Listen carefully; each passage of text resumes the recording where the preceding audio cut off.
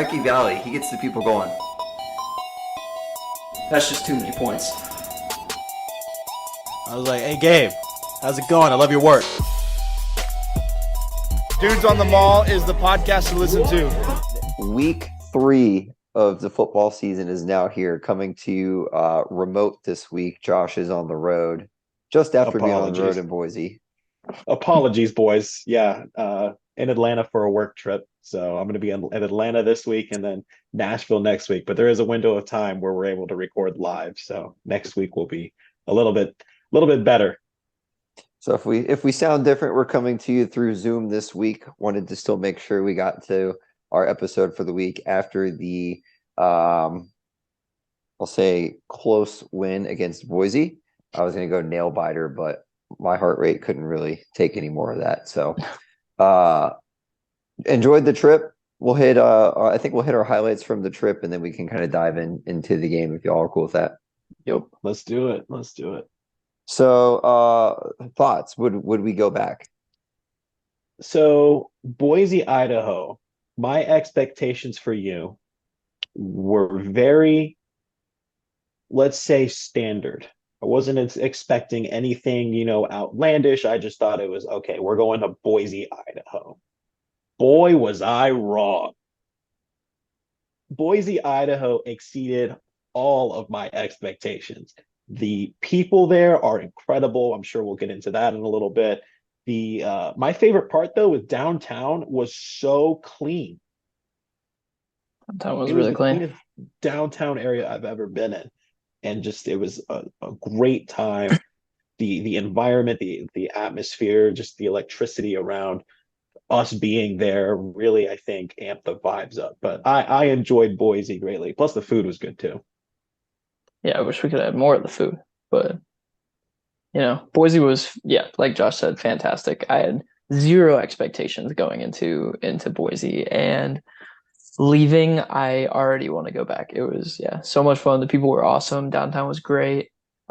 We met so many people that just wanted to have a conversation or just welcome us to the city, or wanted to buy us some drinks, or they wanted to buy you drinks. They wanted to buy me drinks. I got a couple of rounds of shots from some guys. I met someone that plays for their golf team. He was awesome. That guy was cool. That guy was cool. So they were fantastic. Every single person was just like, "Oh, thanks for coming. Like, so good to have you guys all the way out here. Like, blah, blah, blah. Thanks for coming to our city." Like, it was awesome. I like blew away any other road trip we have ever been on. So I think we all definitely want to go back. I think the downtown scene was cool. We did try the potato bacon pizza, and I think it was one of the best pizza slices I've ever had. Like the undercarriage could have been cooked a little bit more. I think we all agreed on that, and that the crust could have used maybe some sort of like garlic, but the actual pizza itself was absolutely amazing. And then also, I think we had some of the best French fries we'd ever had at a restaurant after the game. But I think there's definitely more to the food area that we could go to. But it just so happened to work out. Like, I feel like our timing was thrown off all weekend from not being used to the time that it is there and wanting to eat when we would normally be hungry. And then we did the all-inclusive tailgate with the alumni at the stadium. So that was a bunch of food we didn't eat before that. So I think we still have some spots that we need to go back and try out. Definitely. Yeah. And speaking of that alumni tailgate, that was honestly so much fun. That was a great time. Would do again in a heartbeat. And one of the beat reporters for Boise was saying that was like one of the biggest turnouts he's seen from an away fan base. So that's pretty cool. We had a lot of people in that tent. Mm-hmm. Yeah. I think also it was kind of a eye-opening experience for us seeing what other schools do. I know that we've been to several away games in the past, but this one was definitely a lot more different than others. The pregame tailgating scene is just non-existent for the most part. Like for those of you who don't know or weren't there, you get to the stadium. They opened, I think it was 8 hours before kick, and at this point, we were going over to find somewhere just to hang out for like 45 minutes or so until the alumni tailgate started. So went over to this pub across from the stadium, that it was apparently like the place to go. We walked in at what time was it? Like 1 o'clock maybe or It was like 12:30? A 1. little after, yeah. One. We walk in when if this was a game at UCF, everywhere would be packed. There'd be people everywhere. We would have been out there for 3 hours at this point, and there was what, 5 people in the building, maybe six. Yeah. 6 people and a cat. There was Six a people. There cat was a too. cat in there. That was crazy. Uh, And we talked to but every single one of those people yeah, that were in the we talked to every single one of them, and after talking to multiple of them, they're like, yeah, like just the tailgating, it's not a thing here. Like you go maybe an hour and a half, 2 hours before the game, and you just go to the game. Mhm. Which I think was a little bit of a surprise to us, kind of just looking at the area. I feel like it's a beautiful place to tailgate. They got some nice lots around the stadium. But I think that was one of the more surprising things that came out of the weekend for me, at least. Yeah, it was like beautiful weather. The tailgating lots were open. They had in that field that was like where the alumni tailgate was, they had, inflatables and spike ball and cornhole and a punt machine and I always forget the name of those machines, It's a but jugs machine. the jugs machine, yeah. And like all this stuff to do, and there was like maybe 100 people in that field, and then there was like 2,000 people in the UCF alumni tailgate. So definitely weird to see. We talked to one guy that like went to Ole Miss in the bar, and he was saying, yeah, that's just how they do it around here. So it's interesting, but it was still fun. Yeah, I and we can think definitely notice that the atmosphere and the demographic of people that go to these games, it seems more family oriented. It seems like there's a lot of families, a lot of uh older people who come and enjoy the game. So maybe like tailgating just isn't in the cards for them. But I agree, Justin, that is so much stuff to do in that field. It looked like a lot of fun. Like if we weren't, if we didn't commit all of our time to that alumni tailgate, I would have liked to have, at least gone around and tried all the different stuff because it looked like so much fun. But yeah, it was just there wasn't that many people around. Yeah. They had that one well, table out there with like just a random table that you could play like drinking games and stuff on. And it was UCF people using the table Yeah. to play beer ball. So I it was think something. I think the highlight walking into the stadium was this older man next to Justin when we're going in line. And long story short, basically said, I hope it's a close game. I think he say he He wanted us to said win. no, he said, well, okay, so he was in the same boat, like saying, like, oh, thanks for coming, blah blah. Yeah, I graduated from Boise State in 70, whatever. And he was like, yeah, yeah. I'd rather this be a close game than us win it. That's what he said to me. And I immediately looked back at Brandon. I was like, Well, couldn't be me. he got what he wanted, and I blame him for the heart attack during this Yeah, game. for sure. Yeah. Um, but overall, it was fun. I think our one hit was the concourse, which is so crowded. We didn't go and try any food at all. Couldn't even get water. Justin tweeted out, I think, a picture of it, but it was crowded. Like at halftime, you weren't moving anywhere. You were shoulder to shoulder, waiting for people to just plow through, basically. Well, it was the entire game because I went down to go see if I can get some water during one of the many TV timeouts. And it's just jam packed. It was just really just condensed, packed like sardines in there. So it was really difficult to navigate. Well, if you'd let them know you were there, maybe you could have gotten through. Not sure. True, true. I just had to let them know we up. Let him know we up. Other any other highlights from the weekend? No, I mean Uh, I'll finish with this. The shout out Boise, Idaho for being the nicest freaking fans that I've ever come across. We had maybe two instances of people trying to talk smack to us, talk some crap, but I wouldn't even count them as real. Like they were trying. It's just you could feel the hesitation coming out of them. But every single person we went up to was, hey, thanks for coming out. Thanks for making the trip. We really are glad. We're the one guy who was standing next to Justin in the line to get in was like, we're honored to have you here. yeah. Like it is truly an honor to have you here. So, and you could tell like the way he was talking, like he meant it, which was He really, meant it. really sweet. He meant it. He meant it from the heart, which is Yeah. really sweet at one point. But then he said, yeah, it should be a close game. And then I was like, all right, well, man, relax. But Yeah. but like even walking towards the bar that Brandon was talking about, there's a group of people tailgating outside the stadium, and every single one of them just shouted us out. We were walking on the sidewalk. They're like, "Hey guys, thanks for coming. It's gonna be a good one. I'm so excited. It's gonna be a great game." Meanwhile, if you catch us in Louisville, we're probably throwing hands at some point. Yeah. So the change in atmosphere was definitely a lot of fun, and it made me feel welcome, and it makes me want to go back. Yeah, I was literally gonna say I'll end with comparing Boise to Louisville, and just they're not comparing them. They're complete opposites. I mean, Boise was clean. It had cool bars, beautiful like scenery with the mountains and everything. Whereas Louisville is a dump with nothing to do. And then in Boise, everybody was so nice even after the kick. Like the first thing that everyone said, they turned around to us and were like, "Hey, like." Safe travels home, great game. Like that was a lot of fun, blah, blah. And in Louisville, they won the game and then immediately just, started bashing us and telling us, oh, Orlando's a terrible city, oh, this, that, blah, blah, blah. Like, so couldn't have been more different. And it was awesome, man. I love that we are 2 seasons removed from going to Louisville, and it is still a reoccurring thing on this show. It always will be. That's how bad it That place traumatized me. is a dump.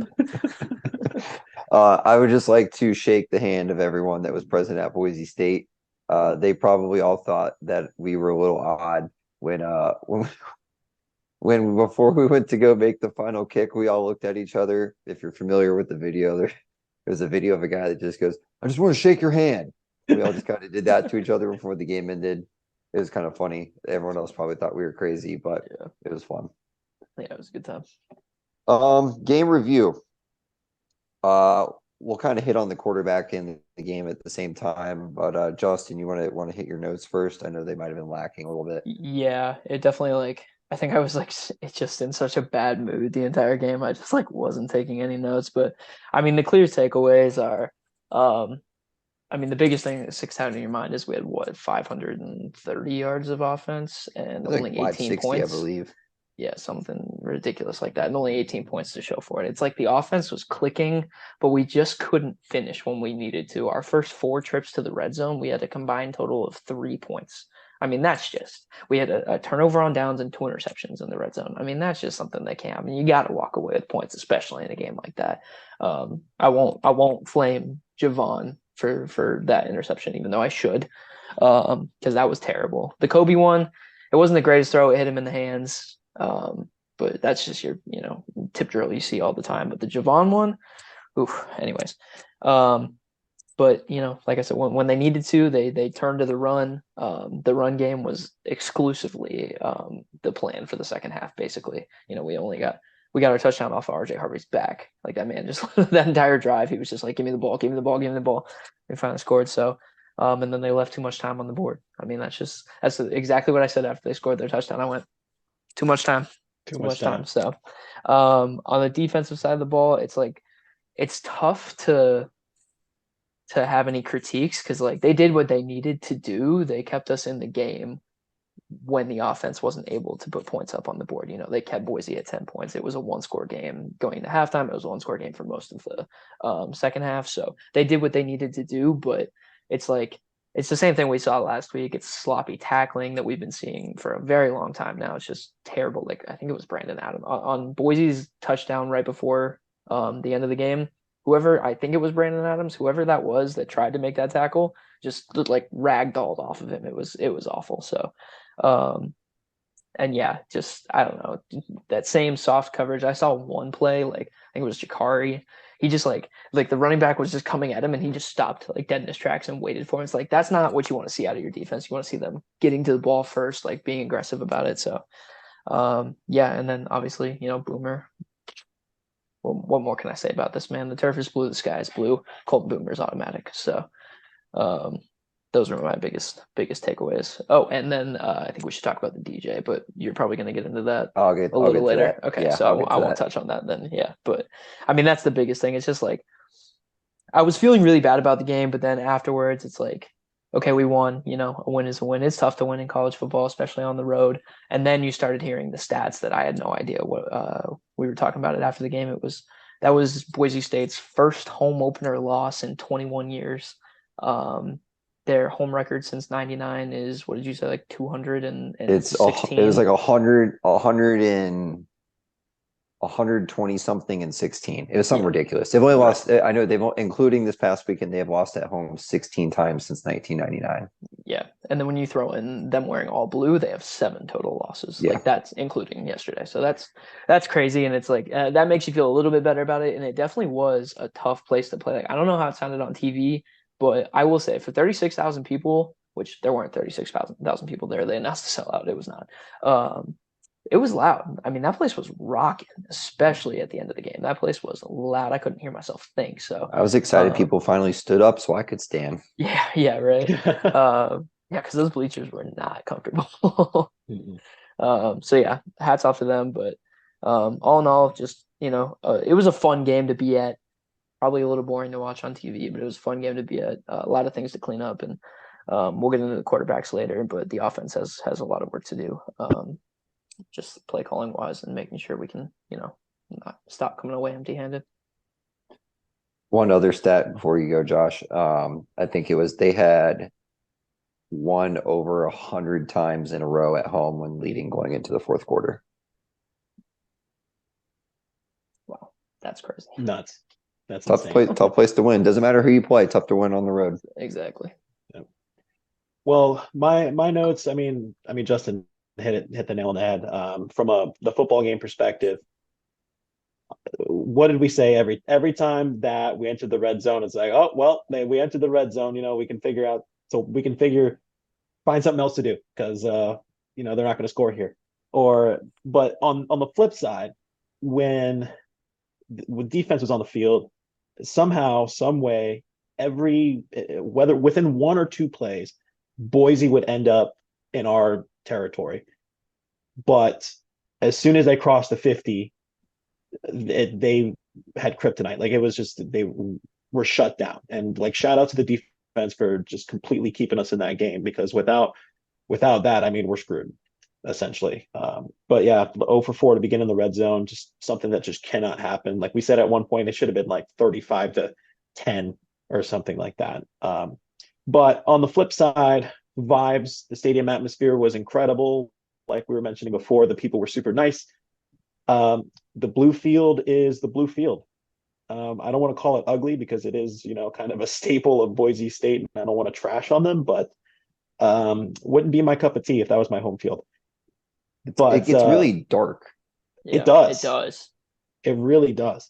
But as far as atmosphere is concerned, it was really hard to see the lights, because the sun just didn't go down yet. But close to the end of the game, you could see that their lights are pretty awesome. But my absolute favorite part about that stadium is the backdrop. You're sitting there watching a football game and you have the mountains in the background. It's just a really pretty sight until, of course, you get to Bluefield. But yeah, all in all, the stadium, they're raucous, they're loud, they're really passionate about Boise State football. I kind of feel bad that they're 0-2 because they're very passionate about their team. They're a much better team than 0-2. They are a much better team than 0-2. I think they just got dealt a bad hand with these first 2 games. But this one easily could have gotten away with us, and I'm just glad that we were able to squeak out the win. And all I'm going to say to finish it off is Boomer's the man. Electric calls coming out of the Fox Sports. Yeah, those calls were sick. One other thing I forgot to mention is the deep ball. Like, I know we talked about it last week because we thought we were holding back. We didn't really see a whole lot of deep balls in the Kent State game. This week, I mean, correct me if I'm wrong, the only 2 I can think about are the 2 that we threw to Kobe. One of them was the very first play of the game that was awesome. And then the second one was the one that was like he was overthrown by like 3 yards or something, almost made a crazy diving catch. But other than that, I don't remember any crazy shots that we took. I mean, I would count the ones over the middle deep. We didn't really do that last year. The one to Javon for the first down and the one to Kobe.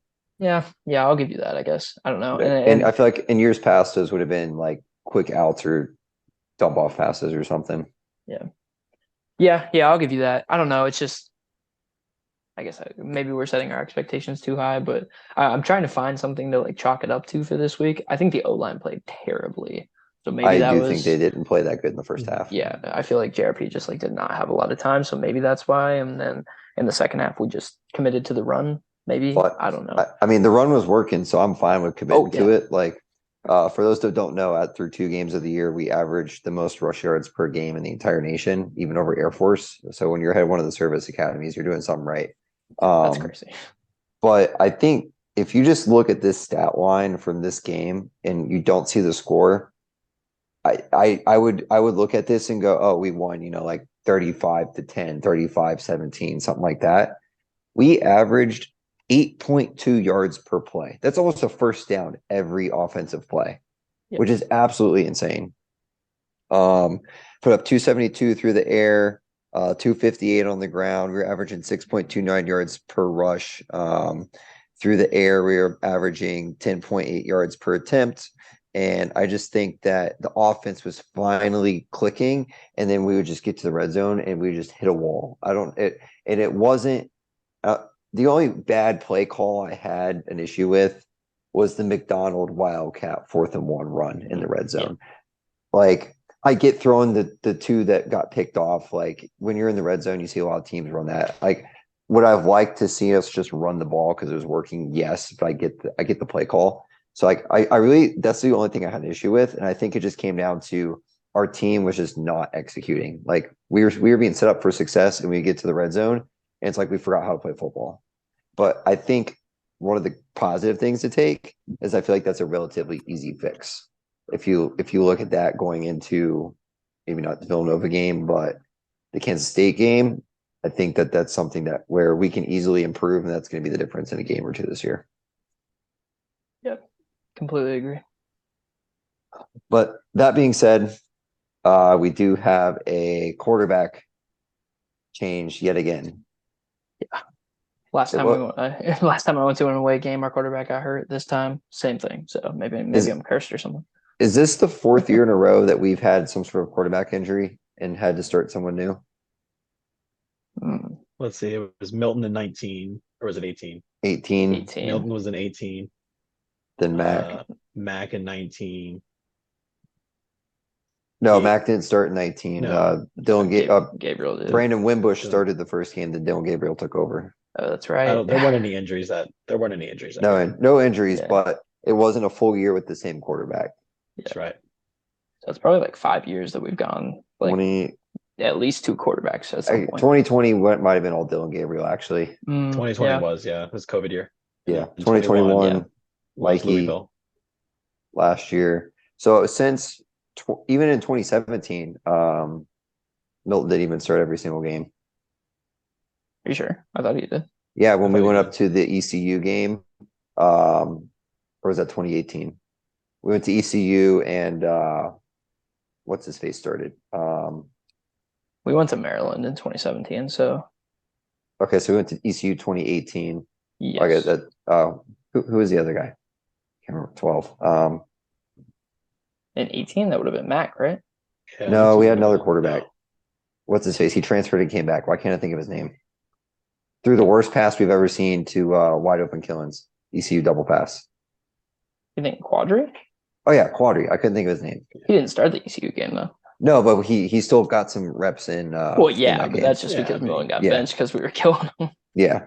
Anyway, it's been a long time since we've gone with a healthy quarterback the whole year at that point. But JRP obviously up until the last play was looking pretty solid. Numbers from the game: 16-24 for 272, 11 rushes for 73 yards. No touchdowns. Did have the 2 picks, but if you could chalk those up to wide receiver stats, I mean, those 2 were exactly a prime example why I always say that interceptions should be a wide receiver stat. Yeah. But moving forward, good thing we've got Villanova this week. Timmy McClain will be taking over. Do you think the play calling changes now that we're down to our second quarterback and they don't run him as much so that they don't risk him getting hurt? I mean, to be honest, Timmy can kind of sling it. From what we've seen recently now, I think we're going to rely heavily on our running backs. Our running backs are going to be the essential key to the game. But I do think that with Villanova being the opponent this weekend, that there's more wiggle room, we'll say, to air out some more passes and just see what he can do through the air. But I think RJ and Johnny and everybody in that stacked RB room, they're going to get a lot of work. So I mean, shout out to we got 6 of them that are in that RB room. So I guess that's why we have them, is so we can use them. Yeah, I think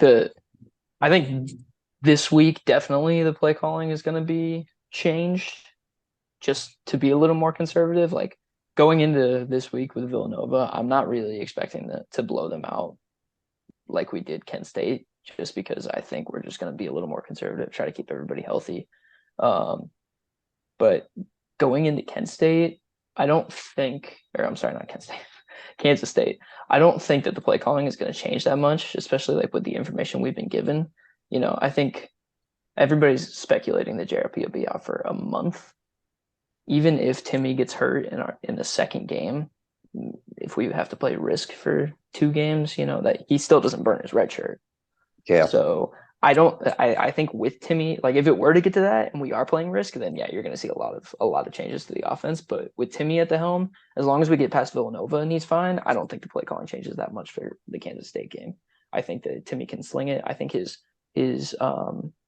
play style is very similar to JRP. So I really don't think the offense is going to change that much at the core of it. I think Now, sorry, just quick. Here's a question for you. Do we see Dylan Rith getting time this weekend? Yeah. That's actually a good question. Yeah, I could see it. I think in the Especially if fourth we get quarter, if it's like yeah. a four-score like game. how Timmy did with Kent State, I could totally see Yeah. that. Yeah, for sure. I was going to propose, do we see RJ Harvey get any snaps at quarterback? That would be electric. That would be awesome. They tried like twice in the Boise State game, didn't they, to get RJ to throw it? Or no, I'm the thinking he's first tried time twice was- this year to he throw tried, it. He yeah. hasn't got one off. Yeah. Well, he lined up at quarterback twice on Saturday. The first time was definitely a run the whole way, and the second one was definitely a pass the whole way. He just had nowhere to go with the ball. Yeah. But that'd be pretty electric if That would he be awesome. snaps the quarterback. Yeah. Kind of looking at Timmy here, really the only thing we have to go off of is his true freshman season at USF. Last year was not eligible, so he had to sit out the whole year. And I think the main thing for him is going to be accuracy. I know everyone last year, their thing with JRP was accuracy. I think it's going to be the same thing with Timmy.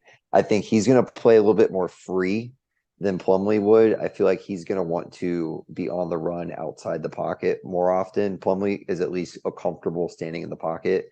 I know if you guys watch Henshaw's presser last night or anything, but I think the one thing that the coaching staff wanted to see from him was that he's letting the play develop and not just trying to ad lib the second that the ball snapped. Just from stats that we have to go off of, this is why I say accuracy is going to be a big thing. I believe off of my quick glance here from his, I think 11 games he played in as a true freshman, he only completed over 60% of his passes in 4 of those games. Granted, 2 of those games that he didn't do that, he only had 10 attempts and 13 attempts. It looks like it might have been in some garbage time and he didn't get to actually start. But I think we've seen what he can do. He did it against us on almost brought USF back to beat us his freshman year, and that game threw for 222, and also had 18 carries. He had negative rushing yards, but that's because he got sacked so much. So we know he's comfortable with the ball in his hand. It's just me a matter of if he can make some smart plays. He did, however, only throw 7 interceptions in 11 games his freshman year.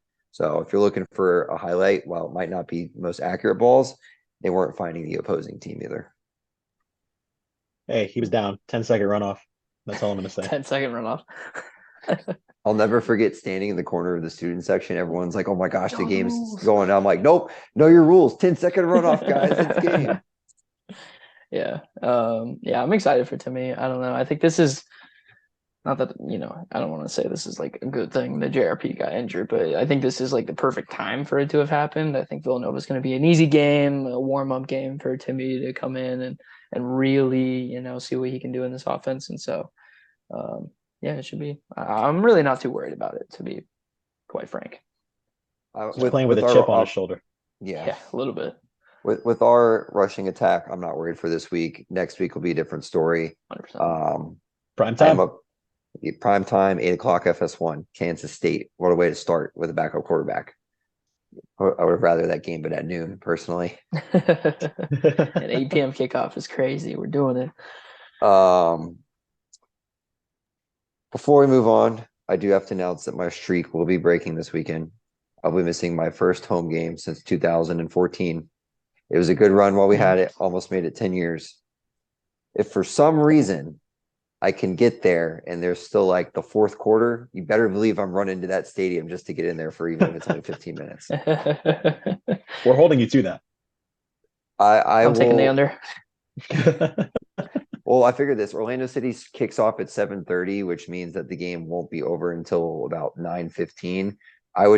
There's no way I'm going to get over there. I would need the game to go to like overtime or have a weather delay in order to even consider making it, because that should be over by about what, 9:30, 9:45. Well, here's the thing. If you have a weather delay, odds are that Orlando City's also going to be in a weather delay. Now, I've been there So- before when we played, and I think there's been some times that we play and maybe shouldn't be playing. I don't know. And we are further away from UCF, so like That's there's true. a good there's like if there's weather over there. I mean, it's supposed to be beautiful this weekend, so I'm just talking at this You're point. just trying to get your hopes up. But I will. What are you guys doing for tailgating? I haven't even asked. What's the plan for tailgating on Saturday? Well, before we move on, sorry, there was a question on Twitter that kind of tied into the quarterbacks. Do we want to get into, what I don't was know if that? you guys saw that real quick. It was somebody asked if Timmy comes out and absolutely lights it up, do we still see a JRP return after he is healthy? Yes. Absolutely. Yeah. Absolutely. There's 100%. I thought about it a lot after I saw it, because I was like, that's a good point, but this is the same conversation that we've been having. I mean, coming from a guy that was on the Mikey Keene train last season, we all know this. I mean, time and time again, Gus has proven that JRP is his guy. So I don't care if Timmy goes out there and puts up Heisman numbers. Gus is going to go back to JRP. That's just how it's going to go. I think he's proven that JRP is the guy for this team. I think the team rallies around JRP. Honestly, I think they love him, and so I really don't see a path for Timmy to absolutely light it up and continue to be the starter the rest of the way. I'll put an asterisk next to it. If Timmy comes out, let's say JRP returns the Kansas game, so he's out for 3 weeks. If he goes on the road and beats Kansas State, like handles himself well, plays well, and then he comes back home and beats Baylor, and JRP's healthy, I want to say you can't take away the hot hand, but I still think he would. Yeah, I'm not saying that like even if Timmy puts up Heisman numbers, getting benched is the right thing to do. I'm just saying, I know how Gus, like at That's this what's point, going to happen. We know how Gus operates.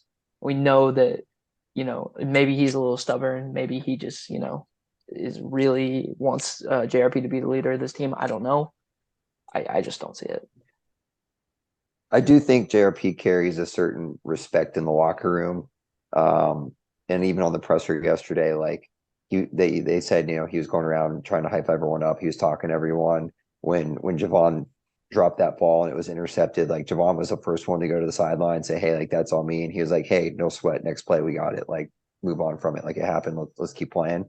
I think Timmy might lack that just from his position that he's in right now, being the backup and not having played last year. And obviously it's going to take time to earn that, but I could see the team, rallying around this.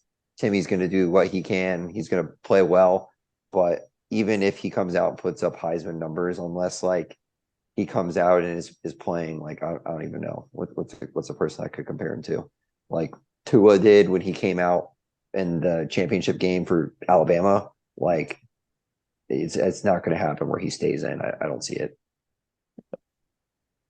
Agreed. Anyways, okay, so back to where were we? Tailgating. What's the plan? Nice. Yeah, it's weird because Brandon's always at these tailgates. He's usually he's the one that makes the plan. Brandon's the leader, so yeah. No, we'll be tailgating on the softball lot with my dad this weekend. I don't know what time I'm gonna be getting out there yet. I don't even. What time do we think lots will open? Like 10? Well, let's see. It's a 6:30 kick, right? 6:30. Yeah. So that means 10. lots open 8 hours prior, so it'll be 10:30 10. open. Yeah. Okay. So yeah, I'll probably be out there around 10:30, 11. I'm sure. My dad and them will be out there too. So. Well, I can guarantee you this: if you're out there at 10:30, you better believe I'm going to be there. Heck yeah. I will be there until as late as I possibly humanly can. Love it. So Brandon makes an appearance. That's fine. I'll make an appearance, just not at the game. Nice. All right. That's got to count for something at least. That counts. It's like a half. Yeah, half a, Yeah, we'll call it. You we'll did call it what a you half. could. So yeah. Then So I need to pose the more important question though. I don't know. It might have the responsibility might have to fall onto me just because of my size and my stature. Who's going to stomp on the bleachers? hey, I I've been have sitting with thought Brandon long enough. I know about the I know about the stomping. I know how it works. so. I've thought long and hard about this. First of all, before I get to that, do you guys leave every game with some sort of bruise on your legs and not know where it came from? I don't always have a bruise, but I usually have like shin splints or like my Okay. legs are like ridiculously sore or My something. calves, my So lower yeah, back. I yeah. always have a bruise, and it's usually on my shins, probably from jumping up and down and hitting the seats in front of us. Mm. I have a bruise from this past weekend. We sat the entire game. The back of my calf has a giant bruise on it. We sat. Sure, I don't know sure where it you came didn't get from. that from like the bar on Friday or something. No. Like literally, like I'm sitting here, I'm looking at it right now, and there's a giant blue spot on the back of my calf. Well, it's a concrete stadium, so you couldn't have been stomping. And yeah, we sat the whole game pretty much. I'm thinking So maybe I was so nervous when my heart rate hit 150, I had my legs pushed back against the bleachers too hard or something. Man's I'm injuring gonna himself. I'm gonna provide you all with a life-size cutout to put in my seat, perfect. and then also a mini speaker with a recording of some sayings I might normally say during a game, intermixed with a stomping or two, so that you can still feel like I'm there. Love it. I love that. I love that. And if I really, really, really need to, like if it's a big play, luckily Exploria is aluminum. I can FaceTime in and I'll just stomp that and I can send it through the phone. It's gonna be missed. It's gonna be missed for sure. It really is.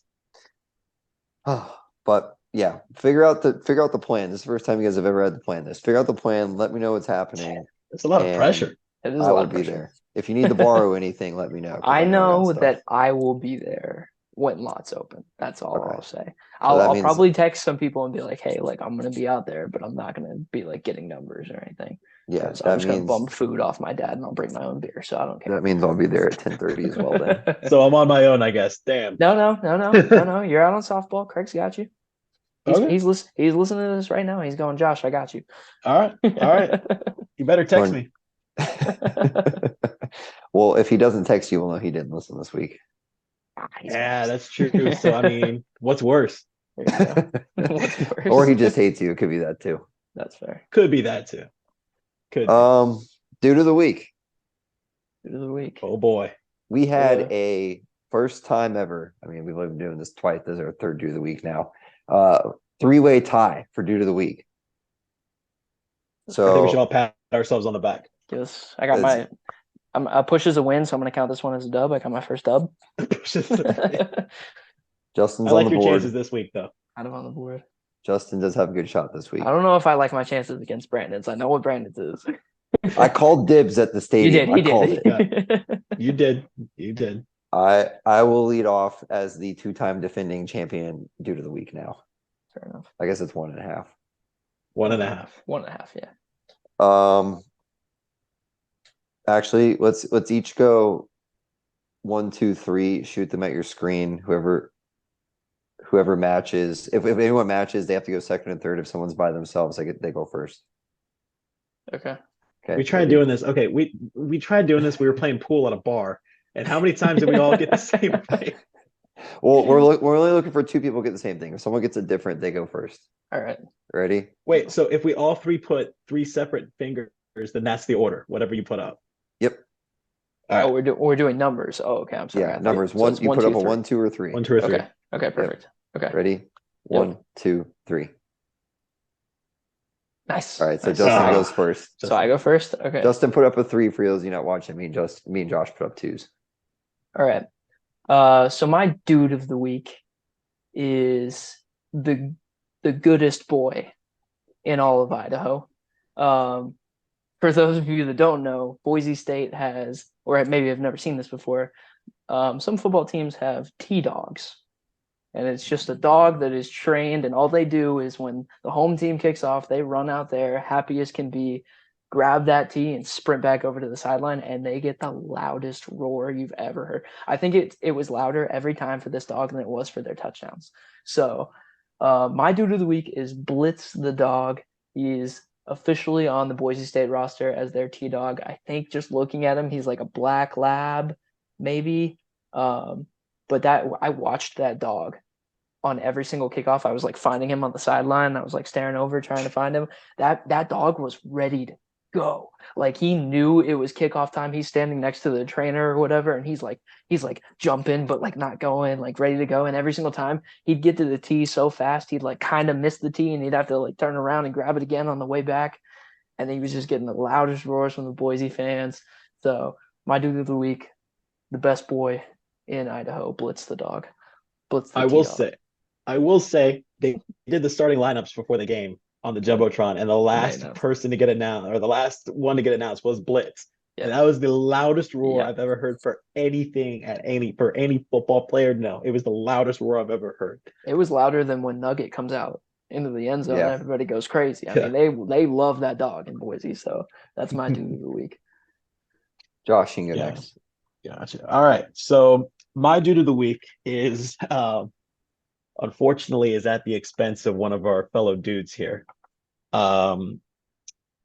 So like Brandon mentioned earlier in the podcast, I don't think you guys know who I'm talking about. So just wait a second. I'm just nervous.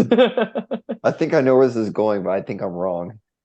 You might be. I don't think you know where this is going, because I think I know where you think this is going, Brandon, and I don't think this is going where you think it is.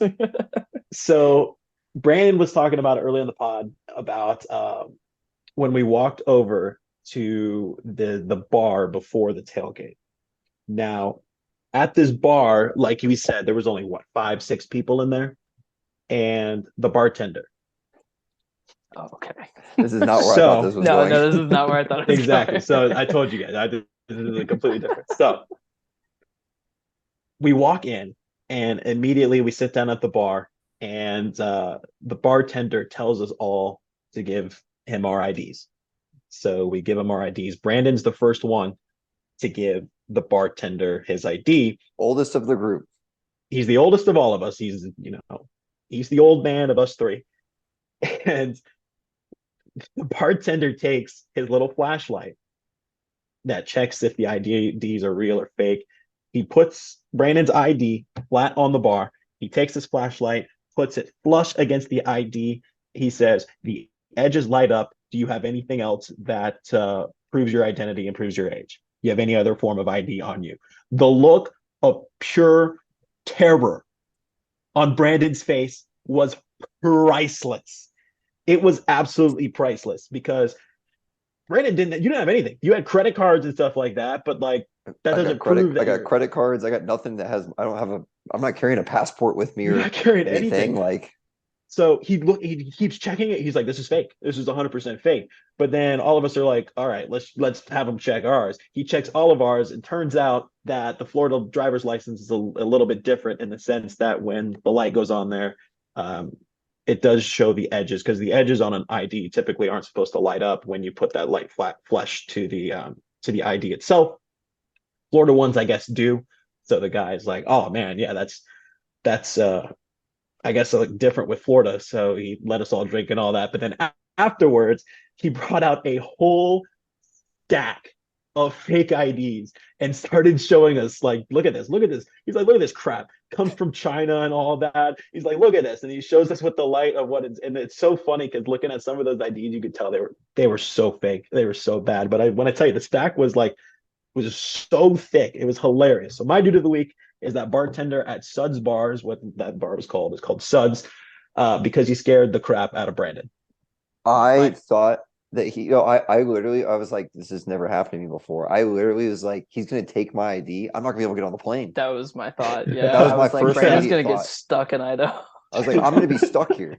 My favorite thing is what you handed him. Did you? I don't know if I missed it if you said this, but you handed him the UCF ID. Like he was like I can understand like where it's coming from, like the names match or whatever, but the fact that like what got you over the hump was a UCF ID from like 7 years ago. Well, I first pulled out my American Express, and it has my name on it, and I was like, okay, surely the credit card will work. He's like, dude, like anyone can can match a credit card and an ID. So I was like, literally, I now that I think about it, I have my car insurance and my health insurance in here. So maybe I could have pulled out one of those. I'm looking through my wallet right now, but I pulled out my UCF student ID that expired in, hold on, when did it expire?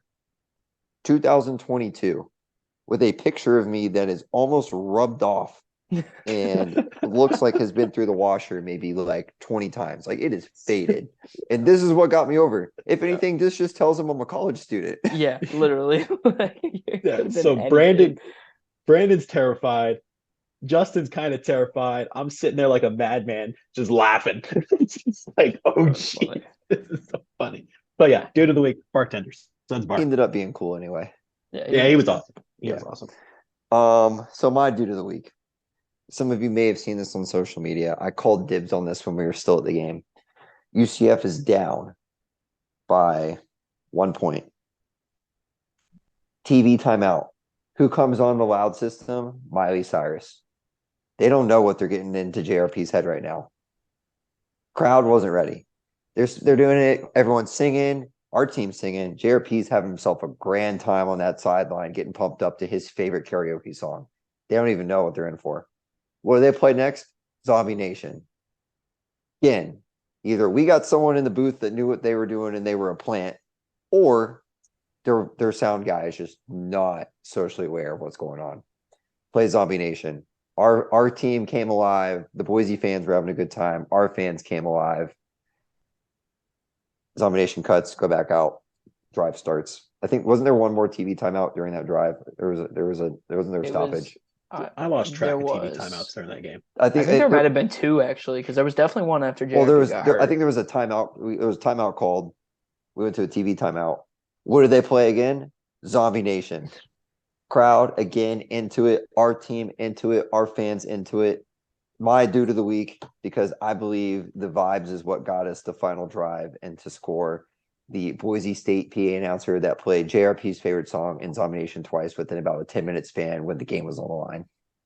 I mean, just what an absolute mistake. I Just literally have been thinking about this since the game, and I was trying to figure out, like, there's no way that you can, like, you wouldn't know that. I in my mind, at least, like, I think they were trying to troll us. And what a mistake.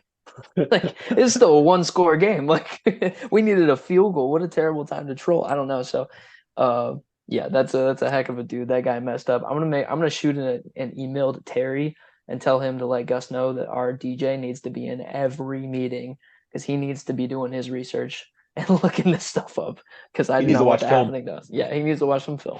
The only thing they were missing was some Frankie Valley. It's the only Yeah. thing. It's the It's people going. People going. And honestly, not being whatever, but with the crowd that was at that game, they probably are all very well familiar with Frankie Valley. Oh yeah, It would have been a hit. It would, yeah, that was when they were in their 20s. That was what they were listening to on Friday night on New Music Friday. Jesus. Oh, don't Before we go to picks, I'm just bringing this up because this just got posted on the dungeon this evening. Summarizing this article. I don't know if you've looked at your phone, Justin, since we've been sitting here. Alex in it. I'm not. But basically, without going into detail, looking at JRP's injury is only a strain or a sprain, and it's looking like it's just going to be one of those week-to-week things. And if you look at our upcoming schedule, we have Kansas State, Baylor, at Kansas, then bye week. So it would be looking like maybe potentially his return could be at Oklahoma. That would be huge. Yeah. What a game to return. If he's ready to get. If he's ready, it's probably gonna be one of those nagging injuries. It's week to week. You never know when he's gonna be ready. I will say the man is a superhuman and is a freak athlete. So I think the only hesitation they might have bringing him back for that Kansas or Kansas State game is they play on fake grass. They're both on turf. Yeah. So I think if we have any game circled at all without setting expectations, Oklahoma could be when we see the return of him. Okay. So him. Timothy. Return of him. He is him. So if we could go 2-1 in that stretch, I think that'd be really cool. 3-0 would be absolutely amazing. And then my 6-0 start is looking pretty solid. Before we move on real quick, Honorable mention due to the week, the guy working the Jack in the Box drive-thru. Couldn't even, don't even remember. Guy in a Jack in the Box drive-through got me. Got him good. I still have that free fry. Dang. I would have given it to a fan at the game, just be like, you want some fries? I gotta tell the story really fast now. Long story short, we're in the Jack in the Box drive-through. We're all getting food. First of all, Jack in the Box has great tacos, and we're at the thing. I finish up the order. Everyone's ordered their food. Guy goes, "Hey, for only $1 more, that we'll donate $1 to whatever their charity was that they were donating to, and we'll give you a free small fry." So in my head, I'm like, "Oh, $1 more, I get a fry. I would love some fries. Let's do it." Get up to the window, gives me the food, hands me this piece of paper. What's this? Oh, it's your free fry. Next time you come, you can redeem the coupon for the free fry. Man, I'm not going to be back in Boise, Idaho again anytime within the next year. Dude, I would have been like, next time I come, here you go, dude. Like, here you go. I could have just easily gone back through the drive-through, but Justin was ready for bed at that point. Yeah, it was bedtime. I needed to go.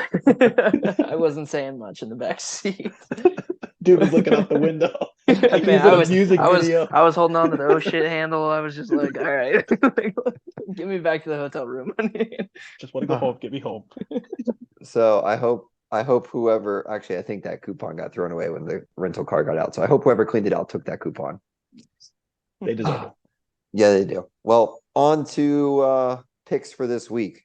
Before picks, do we have anything for Villanova, or are we just like, it is what it is, whatever? I think it is what it is. I can't find a line. Just making sure. Yeah, I've been sitting here looking since we've started this, and I still can't find a line anywhere. Yeah. Okay. Go in, do your job, go home. So I'll go ahead and do my picks real quick. We'll finish with Josh. We'll get to Josh. You gotta keep your hands. I'm not putting my arms down. You gotta keep them up the whole time. I'll quickly run through my recap, and then we'll let you guys run through yours. I had a decent week. Went 5-3, bringing it to 10-8 on the season. So we're all above 500, I believe, which would be the first time this has ever happened on this show, which is absolutely wild. Quick hits, my losers: Cincy and Pitt over 48.5. Jacksonville State, awful beat against Coastal Carolina. I had them at 13.5. They lost by 14. Josh's arms are still up. And then Alabama over Texas. Texas winning outright. Apparently, we didn't see any of the game, but apparently Texas looked really good and Bill Rowe did not play well. So my winners for the week: Colorado -3 over Nebraska, the easiest bet you will ever see in your lifetime. Notre Dame -7.5 over NC State. Ole Miss -7 over Tulane, which was actually much closer than the thought it would be. Oregon -6.5 over Texas Tech, and FSU Southern Miss over 52. FSU hitting the over by themselves, bringing it to 10-8 on the season. All right. I'll move on, and continuing with my hot train, I went 7-2 this week. I'm feeling great. I'm now 16-5 on the season. That's 11 games above 500. A new record for me. It's been such a fun season so far. That's all I'll say. But yeah, I had 7-2 this week. My two losses, like Brandon said, we didn't watch any of the Alabama-Texas game, but apparently Texas looked really good. So Alabama -7.5 didn't hit. And then my bad beat of the week was Pitt and Cincy over 48.5. They hit 48, so that missed by half a point. So that sucks. But my 7 winners, like Brandon said, Colorado -3 against Nebraska, the easiest bet you'll ever see in your life. We had Kansas -3.5 against Illinois on Friday. Notre Dame -7.5 against NC State. Oregon -6.5 against Texas Tech, which you didn't see the end of that game. It was a pick six with less than 30 seconds left in the game to cover the spread. So great backdoor cover there. Utah -6 against Baylor, another backdoor cover, touchdown at the very end of the game to win it. And then Texas State +10.5 against UTSA, and App State UNC over 61.5. That one got a little help from overtime. Nice. For the record, everyone listening, my hands have not fallen, and I'll explain why in a second. My hands are still in the air. I'll explain why in a second, though. But this week was it was an okay week. Went 3-3, only had 6 picks. We'll start with the losers. FAU -5.5 versus Ohio. Just an absolute terrible pick. The Owls did not do their job. Georgia Ball State over 53.5. Georgia got a really slow start at the beginning of that game. So they managed to score a hell of a lot of points later on, but it just wasn't enough to cover that over. And I had Ole Miss at Tulane over 62.5. They didn't cover the over, or they didn't cash the over, so that kind of sucked. But my three winners, I was riding Colorado -3 versus Nebraska. Why are you laughing, Justin? You keep like moving your hands because your arms are getting tired. You're like, Relax. Anyway, yeah, my arms are tired of shit right now. But Colorado -3 versus Nebraska, which was probably the easiest bet of the weekend. Kansas -3.5 versus Illinois. That covered on Friday night. That was a lot of fun. And I had Iowa versus Iowa State under 36.5, like clockwork. And now, everyone, for the reason why my arms are still up, ladies and gentlemen, let's clap it up for the boys. The perfect parlay has hit for the first time in Dudes on the Mall history. Let's celebrate. I'm going to have a little bit of water here. There will be celebrate. It would be champagne if I was in freaking Orlando right now, but I'm not. Perfect parlay has hit. Ole Miss -6.5 versus Tulane. Check. Texas A&M versus Miami over 49.5. Check. Utah -6 versus Baylor. You're sweating that one a little bit. Backdoor cover. Backdoor cover. We were sweating. Check. Oklahoma State -3.5 versus Arizona State. Everyone say it with me. Go Pokes.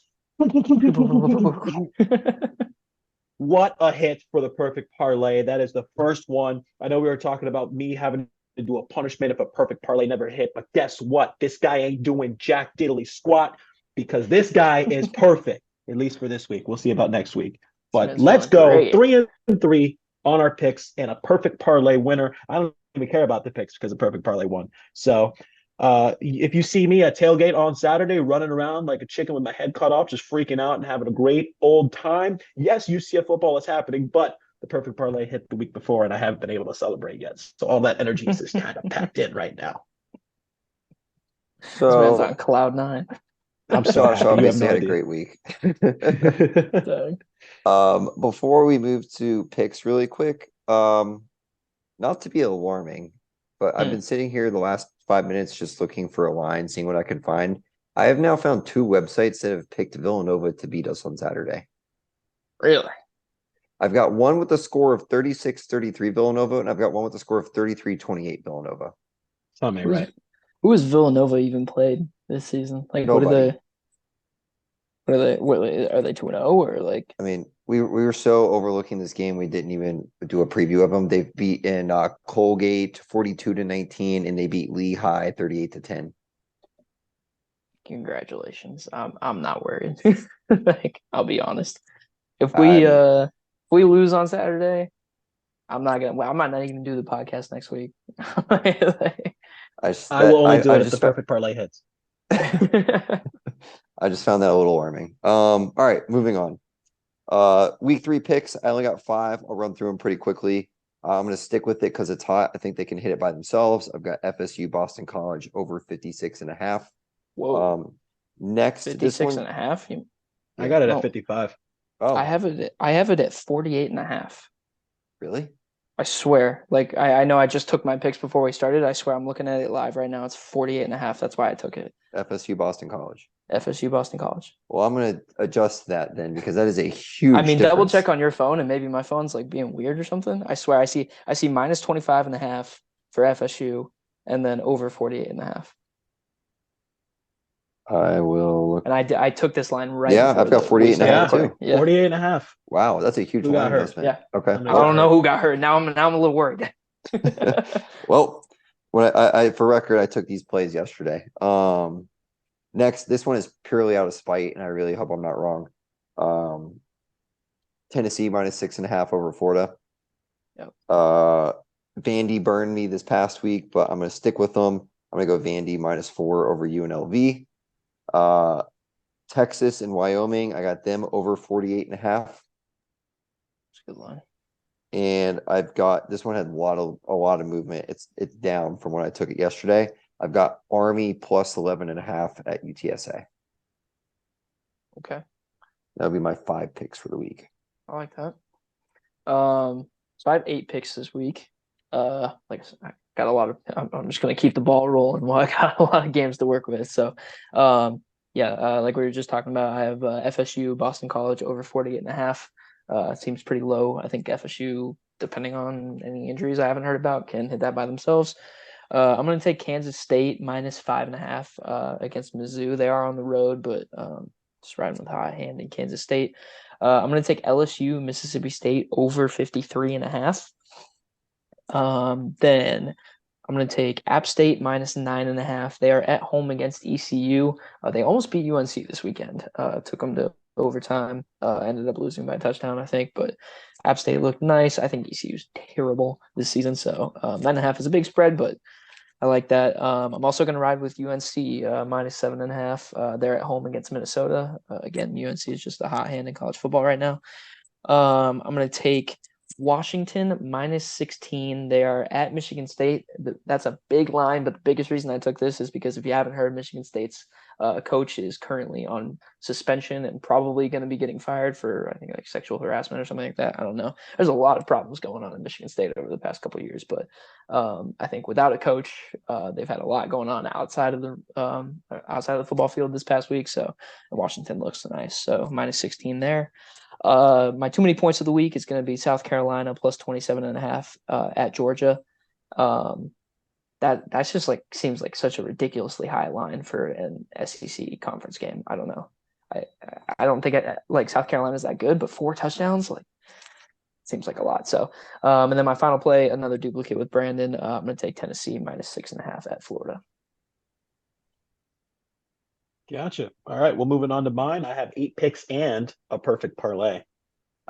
First one I've got here, I've got Fresno State minus 3 against Arizona State. I think Mikey Keene could get it done against them Trojans. Second one I have here was an absolute just miss on my part a couple of weeks ago, but I think I'm going to have to ride with it. Colorado State versus Colorado. I've got the over 59.5. The way Colorado's been just, I think they could potentially. Colorado State could probably get a touchdown or 2, maybe score 10 points, but I think Colorado can score a lot of points. They just look good. They look unstoppable. I have 2 too many points. I'm on ride the Justin train here. Too many points. My first one, I know I was ragging on him earlier, but the way that Clemson's been looking, I don't know about it. FAU plus 24 against Clemson. I think that's way too many points. Yeah, I like that. I've got OK State, go Pokes, minus 7.5 versus South Alabama, go Pokes, pew, pew, pew. Riding with you guys as well, Tennessee minus 6.5 versus Florida, because we don't like the Gators. Continuing with my bit of the year, but it's not really a bit because it's been working for me. Iowa versus Western Michigan, under 43. Oh, the over went up this week. It's a little higher than last week. A little bit higher. So, hey, that's if anything, that's a good sign for me. Yeah, there you go. Under 43, I've got Central Michigan versus Notre Dame over 55.5 because Notre Dame could probably do that themselves. They look so good this year. I have a spike pick of the week. I have Alabama minus 32 versus USF because them Bulls out west. I think Alabama is going to, because especially coming off of the loss against Texas, Nick Saban's going to pull some dark magic and absolutely obliterate USF. This is a terrible week for the Bulls to have Alabama. There's a bad right? week. There's never a good week to play Alabama, but playing them after a loss, that's just even worse. That's a terrible week. I would not wish that upon my worst enemy.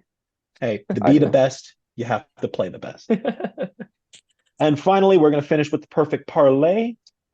First one here, first leg. It's 4 legs. The value is plus 1231, so a little bit less value than last week. Kansas State minus 5.5 versus Mizzou is the first leg there. Second one, Florida State versus Boston College with the apparent over 48.5.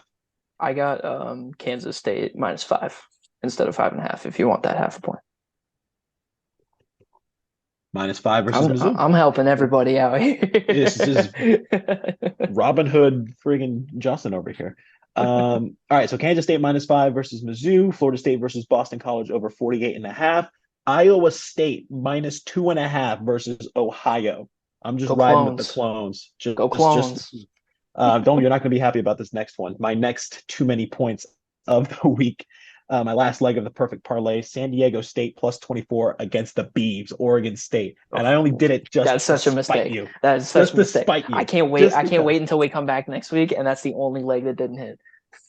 I tell you what, that's the only leg that If that's the only leg that doesn't hit, I will break one of my Dude, legs. since the midway through last season, Oregon State's like 9-0 against the spread. They're crazy. This is the week this is All 9-1 right here. All right. Okay. This is where He's the cocky tide's now turning. that his parlay hit last week. Yeah, he is. Yeah, he is. I gotta ride this high. Let me have Go this. Beavs. Let me have it. Go Let me Beavs. have this for a week. Come on, man. So anyway, 4 legs perfect parlay plus 1231. Kansas State -5 versus Mizzou. Florida State versus Boston College over 48.5. Iowa State -2.5 versus Ohio, and then San Diego State +24 versus the Beavs of Oregon State. Well, boys, Saturday will be fun. I will miss everybody. Be loud for me. Stomp extra. It's so sad. It is. But It is very I will be there in spirit. I will find some way to make my presence known. 6:30 Saturday, ESPN Plus. Is that right? I don't know. I thought we were on TV. I thought it was on streaming this week. Let me see if I can find it real quick. Now we gotta verify. You're usually the 9 a.m. TV channel guy, Brandon. You're the I TV can't guy. find anything on this game. Action has no information all I can find is that apparently we're supposed to lose. It is That's ESPN crazy. Plus. You were correct. That's Yeah. what I thought. 6:30 Eastern, 3:30 Mountain for our friends out in Boise. It's ESPN actually 4:30. 4:30. So you're still messed up with the time zones. Okay. Yeah, 4:30. ESPN Plus, UCF, Villanova, go Knights, Charge on. Sorry, John. Charge on.